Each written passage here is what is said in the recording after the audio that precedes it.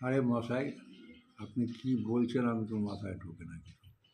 হ্যাঁ, হ্যাঁ, আপনি আপনি বলছেন কোনো কোনো কেউ কোনো তান্ত্রিক আপনার ওপর তন্ত্রমন্ত্র তন্ত্রমন্ত্র প্রয়োগ করছে। যে দূর মশাই, কোনো তান্ত্রিক যদি কোনো মন্ত্রতন্ত্র প্রয়োগ করে তার প্রভাব তখনই আমার ওপর পড়বে, মানে যদি আমার প্রারব্ধ কর্ম সেরকম হয়ে থাকে। আমি বহু দেখেছি। না হলে প্রয়োগ করতে পারে সে, কিন্তু প্রয়োগ করলে কি হবে, তন্ত্রমন্ত্র প্রয়োগ করলে তখন সে ওই মানে কোনো না তার যদি কর্মভোগ না থাকে কোনো না কোনোভাবে সেটা কেটে যাবে। হ্যাঁ, আমি বলছি প্রারব্ধ কর্মের ভোগের জন্য আমি নিজের কথা বলছি। আমি এক সময় আমার কোনো এখনও জ্ঞান বুদ্ধি কিছু নেই, তখনও ছিল না। তো আমি ঈশ্বরের কাছে অনেক কিছু চাইলাম, সবই পেলাম, কিন্তু সেই কর্মের ভোগ কোনো কিছু চাইলে ঈশ্বরের কাছে কিছু চাইতে নেই। চাইলে আমি যেখানে যাব আমার ছায়াটা তো সেখানে যাবে। তার ভালো মন্দ দুটোই নিতে হবে। আগুন তাপতে গিয়ে যদি আগুনের মধ্যে এত ঠান্ডা হয়েছে হাতে আগুনের মধ্যেই হাতটা ঢুকিয়ে দিলাম, অবশ্যই পুড়বে। প্রথমে তো পুড়লো, তারপরে জল দেই, সিলভারেস দেই, যা কিছুই দেই, কিন্তু ঘটনা হচ্ছে পুড়বে। সেই রকম আমাকে ঈশ্বর সব দিলেন, কিন্তু সেই সাথে তার ভোগটাও দিয়ে দিল। আজকে ভুগছি। একই হার্নিয়া দুবার করে অপারেশন হচ্ছে, অপারেশন হয়ে বাড়ি এলাম, 3 মাস রেস্টের কথা। আমার ওয়াইফের একটা স্ট্রোক মতো কিছু হয়ে গেল, 1 সপ্তাহ এক সোমবারে ভর্তি, আর এক সোমবারে এলো। তারপরে আমার তো সেই কী দুর্দশা চলছে সে তো আমি বুঝতে পারছি। সব চেয়েছি, কিন্তু তার ভোগটাও পেয়েছি। সেই রকম তান্ত্রিক তন্ত্রমন্ত্র প্রয়োগ করে আপনাদের মানে আপনার প্রারব্ধ কর্মে যদি না থাকে সেই ভোগটা, তাহলে কোনো তন্ত্র মন্ত্র করে কিছু হবে না। আর যে সেই তন্ত্রমন্ত্র প্রয়োগ করছে বা লোককে দিয়ে করাচ্ছে, তার একটা কর্মফল ভোগ করতে হবে, হবে না? কেউ করছে না। শুনুন, আমি একটা ঘটনা বলি। খুব পরিচিত জনের কথা, খুব স্বজন কথা, খুব স্বজনের কথা। সে ঘটনাচক্রে তার শ্বশুর মশাই কোনো কারণে তার বড় মেয়েটা অ্যাক্সিডেন্টালি মারা গেল। মেজো মেয়ে খুব ভালো, মেজো জামাই আর মেজো মেয়ের তুলনা হয় না, কিন্তু মানুষ মানুষকে ভুল বোঝে। এবারে সে অনেক খরচা টরচা করে তার শ্বশুরের ছোট মেয়েটার একটা ভালো পাত্র দেখে, সুপাত্র, সরকারি চাকুরি দেখে একটা বিয়ে দিল।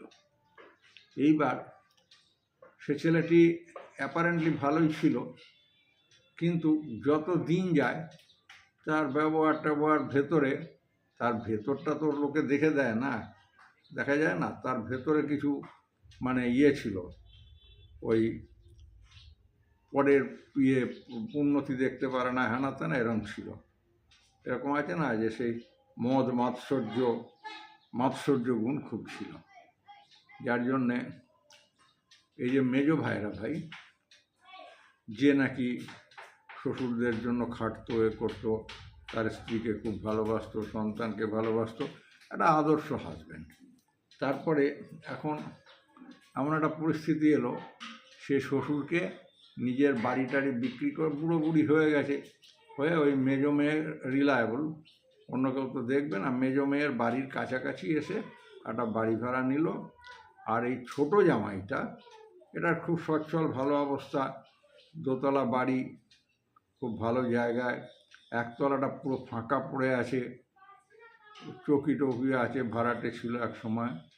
তো ভাড়াটে টাড়াটে নেই, ওখানে রাখতে পারতো ইচ্ছে হলে, কিন্তু সে সেটা রাখলো না। তো সে হেল্প করেছে, একটা লরি নিয়ে গিয়ে, তার বন্ধু বান্ধব নিয়ে গিয়ে ওই সমস্ত তার যে সমস্ত মালপত্র তৈজসপত্র ছিল, খাট আলমারি যা যা ছিল সমস্ত কিছু, খাট আলমারি ড্রেসিং টেবিল আরও অনেক কিছু ছিল যা থাকে আর কি, তা সেখানে সমস্ত কিছু তুলে এনে ওই ভাড়া বাড়িতে নামিয়ে দিল। নামিয়ে দিয়ে সে চলে গেল।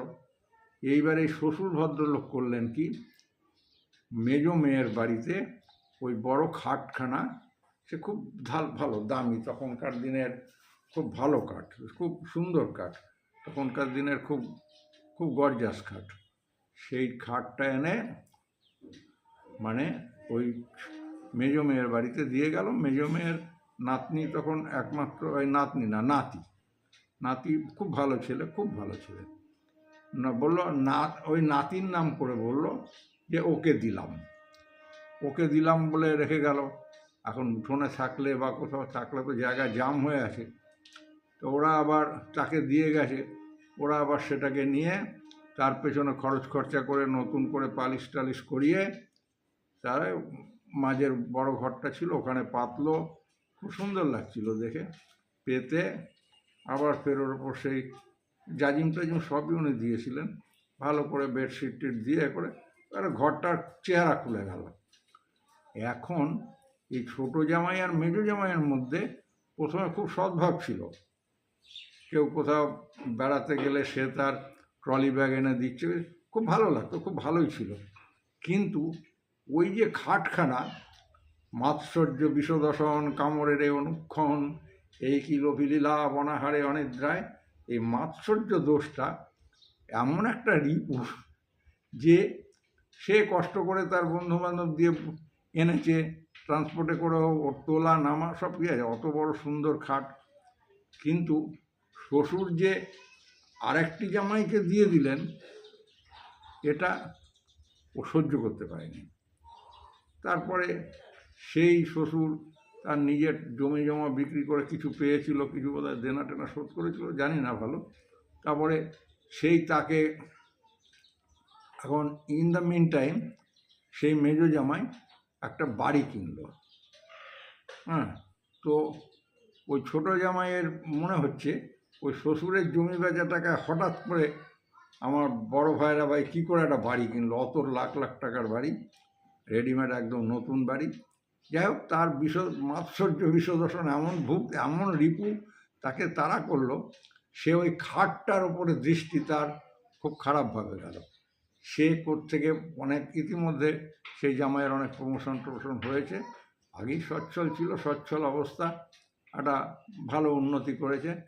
সে এনাফ পয়সা খরচা করে গিয়ে তান্ত্রিক ডেকে আনলো, তান্ত্রিক ডেকে এনে খরচ খরচা করে ফার্স্ট একটা বান বা কিছু একটা চালনা করলো।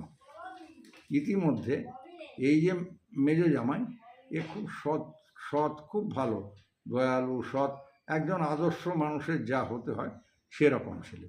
তাকে সকলেই ভালোবাসত, তার অনেক হিতাকাঙ্ক্ষী ছিল। সেই হিতাকাঙ্ক্ষীদের মধ্যে একটা বেশ বয়স্ক লোক ছিল। সেই লোকটা ভাবছে এই ছেলেটার কী হচ্ছে, মনের মধ্যে তার একটা কীরকম একটা অকল্যাণ মতো প্রতীত হচ্ছে। সে তখন তাকে সে আর একবার খুব অভিজ্ঞতা, খুব বিভিন্নভাবে ঠাকুরকে প্রার্থনা করে বসে জানতে চেষ্টা করে, স্থির চিত্ত হয়ে জানতে চেষ্টা করে। তারপরে সে বুঝতে পারলো কোথা থেকে কী হচ্ছে, আর অনুমান করলো। এবার কনফার্মেশনের জন্যে তার নিকট প্রতিবেশীদের কাছে একটু, সে তখন সুস্থ ছিল, ভালো ছিল, সে নিকট প্রতিবেশীদের কাছে, সদ্য রিটায়ার হয়েছে, সে খোঁজ ভাজ নিয়ে জানতে পারলো যে এই বাড়িতে অনেক রাতে আসে, খোলা মাঠের মধ্যে নিয়ে গিয়ে তার স্ত্রীকে দিয়ে কিছু ইটি চালনা করে, কিছু করায় আর কি, তান্ত্রিক অপপ্রয়োগ করে। তারপরে ইতিমধ্যে সে তাড়াতাড়ি তাকে সচকিত করে দিল, বললো শোনো, তুমিও একটা খাট আছে তোমার বাড়িতে, ওই খাটটাকে ইমিডিয়েট বেচে দাও, দান করো, ইমিডিয়েট ঘর থেকে সরাও। কিন্তু ওই তাহলে আগে জানলেই নিত না সে, তো সে তো কিছু জানে না বেচারা, আর তার সময়ও খুব কম, একটি সন্তান হলো, তাকে কম্পিউটার কিনে দিয়ে খুব স্নেহ করে এবং যথারীতি যুগের সঙ্গে মিলিয়ে তার প্রতি কর্তব্য পালন করে। এইবার ছেলেটা বড় হচ্ছে, এইবার দ্বিতীয় বান দিয়ে দিয়েছে, এইবার তৃতীয় বানের প্রতীক্ষা। সেই ভদ্রলোক খুব চাপ দিতে লাগলো মেজো জামাইকে, তুমি শিগগির সরাও, ওই কার্ড বের করো বের করো। বলছে যারা কিনবে বলেছিল তারা তো কেউ এখন বলছে কিনবো না। আর হ্যাঁ, অনেক প্রতিবন্ধকতা থাকে, ভালো তুমি কাউকে প্রতিবেশীদের বলো দান করো। তো প্রতিবেশীরা নেবো নেবো বলে আর নেয় না। তখন ইতিমধ্যে তৃতীয় বান ছাড়বে, তখন একটি খুব ভালো ছেলে, একটু বেচারি ছেলে এবং খুব ভালো, সবার খুব ওবিডিয়েন্ট, মানুষের উপকার করে, খুব ভালো ছেলে, ডাকতে হাঁটতে আসতে। সেই লোকটাকে বলছে দিয়ে দেবেন? বলে আমি এমনি দিয়ে দেবো। বলছে ঠিক আছে, আমি নিয়ে যাবো। সে বেচারা কে দিয়েছে, সে বেচারা নিয়ে গিয়ে ঘরে রেখেছে। এবার এ তো জানে না তৃতীয় বান চালিয়ে দিয়েছে। এইবার তো তৃতীয় বানে গিয়ে কি হলো, সেই যে নিয়েছিল তার একটা হঠাৎ করে অপমৃত্যু হয়ে গেল। এইবার মানে এবারে তাকে ইতিমধ্যে সেই ভদ্রলোক বলেছে কেউ না নিলে ও নির্জন জায়গায় ফেলে এসো, কেউ না নিলে, যখন মানে একদম মানে টাইম হয়ে গেছে, তখন বলা হচ্ছে তুমি পুড়িয়ে দাও ওটাকে, একদম ওর জাজিম টাজিম শুদ্ধ। কিন্তু যাই হোক, জাজিম টাজিম শুদ্ধই দিল। যে ছেলেটি নিল তার রাতারাতি একটা অপমৃত্যু হলো, খুব রহস্যজনক, কাজও বোঝা যায় না। কিন্তু এইবার যে পয়সা খরচ করে অত তন্ত্রমন্ত্র করেছিল তার চারিত্রিক অধঃপতন এমন শুরু হলো, মানে সে আর বলা যায় না। সে না করে হেন কুকাজ নেই। এবার তার অধঃপতন শুরু হয়েছে, আস্তে আস্তে অধঃপতনের সীমায় গেছে, শেষ সীমায় বোধহয় অতিক্রম করে গেছে। সে মানে অন্যান্য পুরো একটা বাজে চরিত্রে রূপান্তরিত হলো। তো এই তো হলো তার কর্মফল। এই যে যার উপরে প্রয়োগ হচ্ছিল সে তো বেঁচে গেল, ঠিক আছে, তার বদলে একজনের জীবন গেছে, ঠিক কথা। কিন্তু যে সে তো চলে গেল তার কর্ম নিয়ে, তার সন্তানাদি সন্তান বোধহয় একটা চাকরিও পেয়েছে ওই কম্পাশনেটে, তো ঠিক আছে।